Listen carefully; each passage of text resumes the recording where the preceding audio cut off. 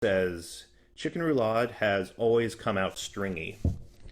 So I haven't done much, or I haven't done any chicken roulade. I've done a decent amount of turkey roulade, which is pretty similar, and I cook a whole lot of chicken breasts.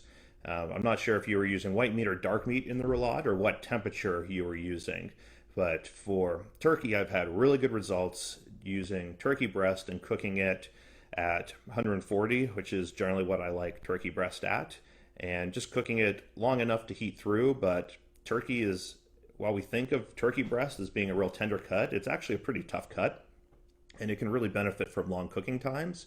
So I let my turkey breast go for probably around 10 to 12 hours. This year I did a turkey roulade for Thanksgiving, and when I rolled it the night before and put a dry brine on it and threw it in the fridge.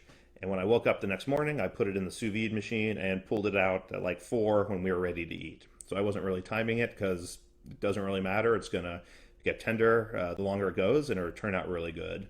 I mean, Chef Steps recommends 24 hours with their 130 for their turkey breast recipe. So uh, I always do shorter than that because I never am that far ahead on Thanksgiving. But that's what I do with turkey roulade. Turns out really good, and I'd recommend that. Make sure you don't sear it too long because that tends to make turkey and chicken a little tougher and stringier on the outside, and that could be a problem as well if you're trying to get a real good sear, especially with it, um, being a football shape. It's hard to get a good sear on it without overcooking it if you're just using a pan with just a tad of oil. So either use more oil or deep fry it, or I cooked mine with my blowtorch and on a hot pan at the same time. And that combo works out really good for getting the nooks and crannies while still giving you a kind of a good oil crusty sear on it.